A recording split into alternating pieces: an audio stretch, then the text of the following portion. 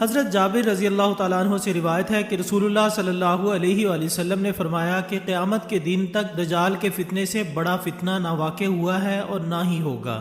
دجال کے معنی غلط ملت کر دینے والا، جھوٹا، شاطر اور چال باز ہے۔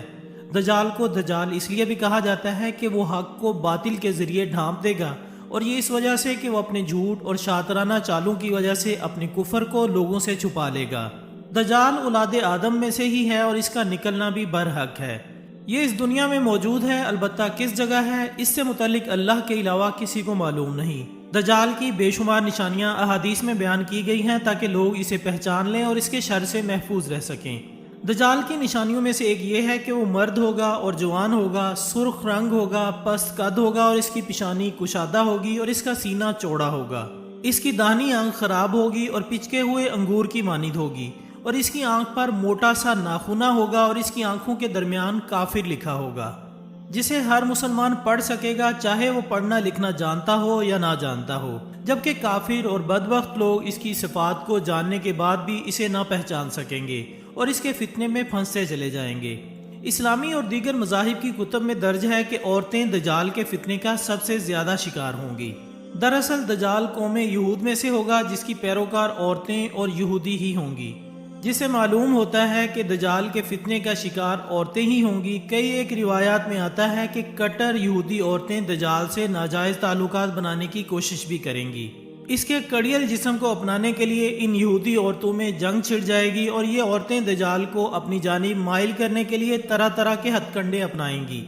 صحابہ کرام فتنہ دجال سے کس قدر خائف تھے اور لرزہ رہتے تھے، اس کا صحیح اندازہ اوس بن سمان رضی اللہ تعالیٰ عنہ کی اس حدیث سے ہوتا ہے، جس میں حضرت امام مسلم نے روایت کیا ہے کہ حضور اکرم صلی اللہ علیہ وآلہ وسلم نے ایک دن صبح کو دجال کا ذکر کیا تو کبھی اس کو گھٹایا اور کبھی بڑھایا، یہاں تک کہ گمان ہوا کہ دجال ان درختوں کے جھنڈ میں آ گیا ہے۔ پھر ہم آپ کے پاس شام کو گئے تو آپ صلی اللہ علیہ وآلہ وسلم نے ہمارے چہروں پر اس کا اثر محسوس کیا، یعنی ڈر اور خوف دیکھ کر آپ صلی اللہ علیہ وآلہ وسلم نے پوچھا تمہارا کیا حال ہے؟ ہم نے عرض کیا کہ یا رسول اللہ صلی اللہ علیہ وآلہ وسلم آپ نے دجال کا ذکر کیا اور اس کو گھٹایا اور بڑھایا، یہاں تک کہ ہم کو یوں لگا کہ دجال کھجور کے اس درخت میں موجود ہے، یعنی اس کا آنا بہت قریب ہے۔ ناظرین یہاں پر غور کیجئے کہ ایک دن جب مجلس نبوت میں فتنہ دجال کا ذکر ہوتا ہے تو آپ صلی اللہ علیہ وآلہ وسلم کے جان نثار اس کی سنگینی کو بھانپ کر نیم مردہ ہو جاتے ہیں۔ ان کے دلوں میں خوف و وحشت طاری ہو جاتی ہے اور انہیں یہ گمان ہونے لگتا ہے کہ شاید وہ ان کا نوالا بننے والے ہیں۔ جی ہاں، یہ فتنہ ہی فی الواقع نہایت دل روز اور روح فرساں ہوگا۔ خواتین و حضرات، دجال کا خروج مشرق میں ایک سرزمین سے ہوگا جسے خراسان کہا جاتا ہے۔ وہ اصفہان کے قبیلے یہودیہ میں سے ہوگا۔ اصفہان مغرب میں ایک شہر ہے جسے آج شہر ستان کے نام سے جانا جاتا ہے۔ سنن ترمذی میں حضرت ابو بکر صدیق رضی اللہ تعالیٰ عنہ سے ایک روایت ہے کہ رسول اللہ صلی اللہ علیہ وآلہ وسلم نے ارشاد فرمایا کہ دجال مشرقی سرزمین میں خراسان سے نکلے گا اور اس کا ساتھ دینے والی قوم ایسی ہوگی جن کے چہرے چوڑے چوڑے ہوں گے، یعنی گول منہ اور موٹے، جیسا کہ ترک لوگ ہوتے ہیں۔ دوستو، حضرت حذیفہ بن یمان رضی اللہ تعالیٰ عنہ کہتے ہیں کہ رسول اللہ صلی اللہ علیہ وآلہ وسلم نے ارشاد فرمایا کہ دجال بائیں آنکھ کا کانا اور بہت بالوں والا ہوگا، اس کے ساتھ جنت اور جہنم ہوگی، لیکن اس کی جہنم جنت اور اس کی جنت جہنم ہوگی۔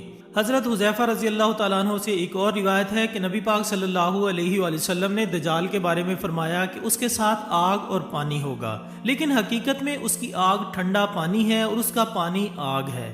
حضرت ابو امامہ سے روایت ہے کہ رسول اللہ صلی اللہ علیہ وآلہ وسلم نے ہم سب کو ایک لمبا خطبہ دیا اور ایک تقریر فرمائی۔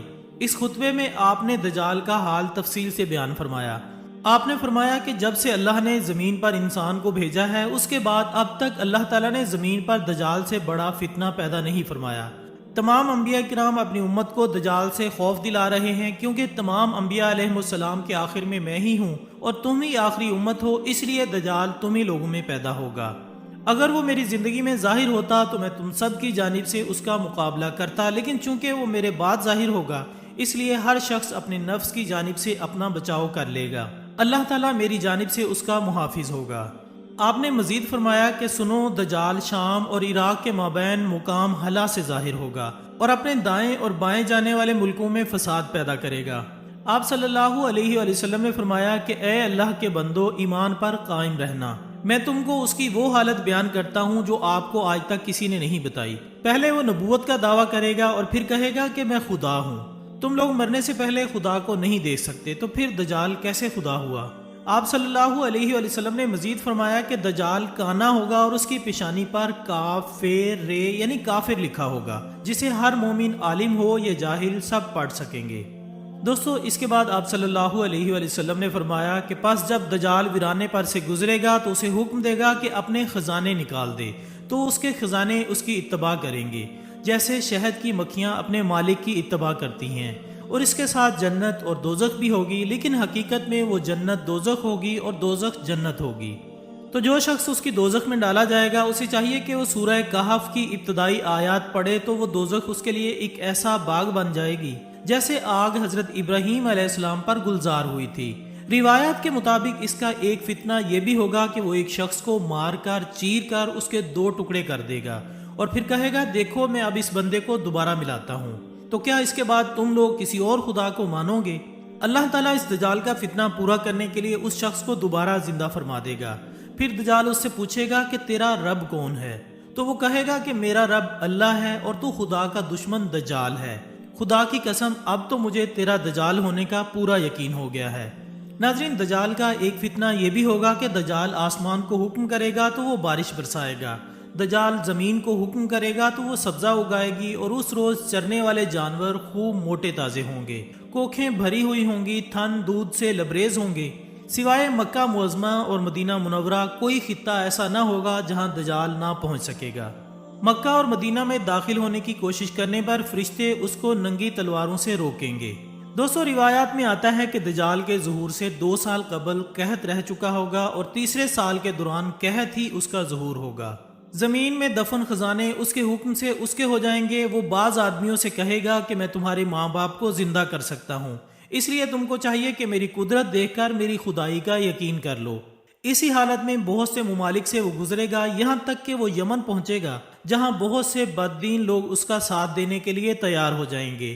تو وہاں سے واپس ہو کر مکہ مکرمہ کے پاس مقیم ہو جائے گا اور مکہ اور مدینہ میں داخل ہونے کی کوشش کرے گا، مگر محافظ فرشتوں کی وجہ سے داخل نہ ہو سکے گا۔ ایک دن لوگ نماز میں مصروف ہوں گے کہ اس دوران حضرت عیسیٰ علیہ السلام 2 فرشتوں کے ساتھ دمشق کی جامع مسجد کے مشرقی مینار پر اتریں گے اور حضرت امام مہدی علیہ السلام سے ملاقات کریں گے۔ یوں حق و باطل میں ایک خون ریز جنگ ہوگی اور مسلمانوں کو فتح نصیب ہوگی۔ اسی جنگ کے دوران حضرت عیسیٰ علیہ السلام دجال کو بیت المقدس کے قریب باب لد کے مقام پر قتل کریں گے اور اس کی لاش کو یہاں موجود ایک کنویں میں لٹکا دیا جائے گا۔ آخر میں دعا ہے کہ اللہ تعالی ہم تمام مسلمانوں کو فتنہ دجال سے اپنی حفاظت میں رکھے اور ہمارا خاتمہ بالایمان فرمائے، آمین ثم آمین۔ اسی دعا کے ساتھ ہماری آج کی اس ویڈیو کا اختتام ہوتا ہے۔ ہم امید کرتے